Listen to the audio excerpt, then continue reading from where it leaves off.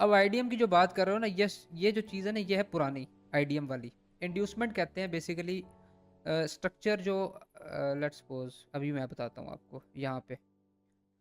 यहाँ पे हमारे पास स्विंग स्ट्रक्चर हम मार्क करते हैं सबसे पहले। ठीक है, यह है स्विंग स्ट्रक्चर। अब मार्केट क्या करती है, किसी छोटे टाइम फ्रेम में ना, लेट्स सपोज मैं इसको बल्कि यहाँ पे आपको एक्सप्लेन ही कर देता हूँ ना, ये अच्छा हो जाएगा। H1 का ये है ब्रेक ऑफ स्ट्रक्चर।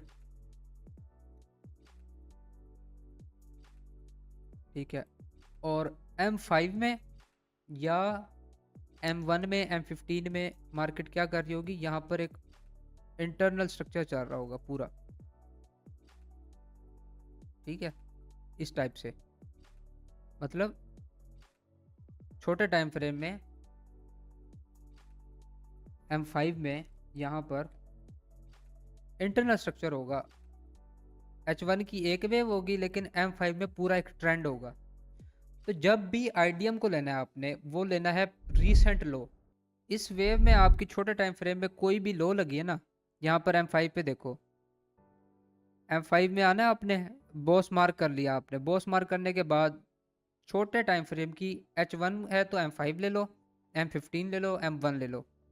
उसमें आपने रीसेंट जो लो होगा वो मार्क कर लेना है। जब मार्केट उसको स्वीप कर दे तब आपकी इंड्यूसमेंट हो जाती है। बट इससे जो अच्छा मेथड है ना, हायर हाई लो लो लो मार्क करने का, वो मैंने बताया हुआ है अपनी वीडियोस में। उसमें हम लेते हैं 2 कैंडल रिट्रेसमेंट, और ये बहुत बड़े बड़े ट्रेडर्स ये ही लेते हैं। आपने बहुत सुना होगा कि 2 कैंडल रिट्रेसमेंट यहाँ पर हुई है, यहाँ पर 2 कैंडल रिट्रेसमेंट क्राइटेरिया कंप्लीट हुआ है, इसलिए हम बाय कर रहे हैं, इसलिए हम सेल कर रहे हैं। तो 2 candle retracement is a powerful method. ठीक है, ये मेथड पावरफुल है, बहुत बड़े बड़े ट्रेडर यूज़ करते हैं। इसी चीज़ से जो है ना मेरा स्ट्रक्चर ठीक हुआ है। इंड्यूसमेंट में बहुत अरसा फंसा रहा हूँ। मैं आपको 2020 की बात बता रहा हूँ। इंड्यूसमेंट के चक्कर में मैं तकरीबन 5 से 6 महीने रह गया हूँ। इंड्यूसमेंट कभी होती थी, कभी नहीं होती थी, कभी होती थी, कभी नहीं होती थी। इंड्यूसमेंट हो रही है तो फिर सारी हो रही है। ठीक है, वो मार्केट वो ऐसे हो रही है, मतलब आपका स्ट्रक्चर। अच्छा, इंड्यूसमेंट में क्या होता है, M5 में अगर कोई इधर ही रिसेंट लो ही इधर बना है आपका, वो पूरा दिन निकल जाता है, आपका इंड्यूसमेंट नहीं होती, लेकिन मार्केट इतना अच्छा मूव कर जाती है, आप कहते हो यार ये तो सारा मूव मिस हो गया मुझसे।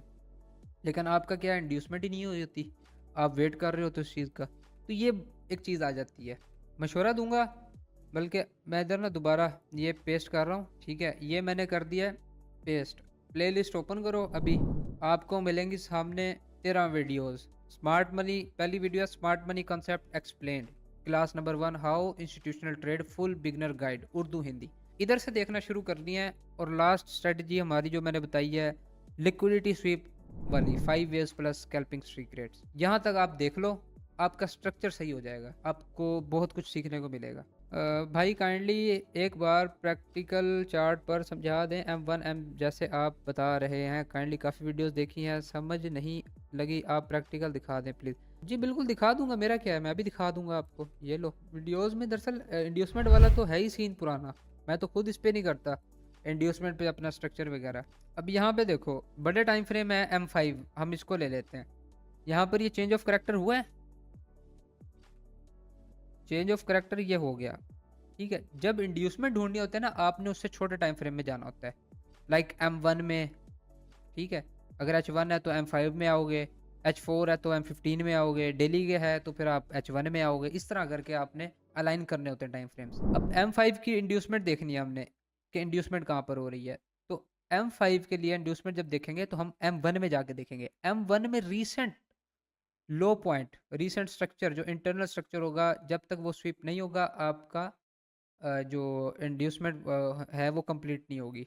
अब यहाँ पर अगर हम देखें तो हमारे पास यही एक स्ट्रक्चर जोन था जहाँ पर मार्केट ने उसको इंड्यूस किया, और M5 के हिसाब से इसको कंफर्म किया कि ये अगर अब ब्रेक करेगा तो हमारा ब्रेक ऑफ स्ट्रक्चर हो जाएगा। समझ आइए आपको, मुझे बताएं ज़रा, कंफर्म करें मुझे राहिल।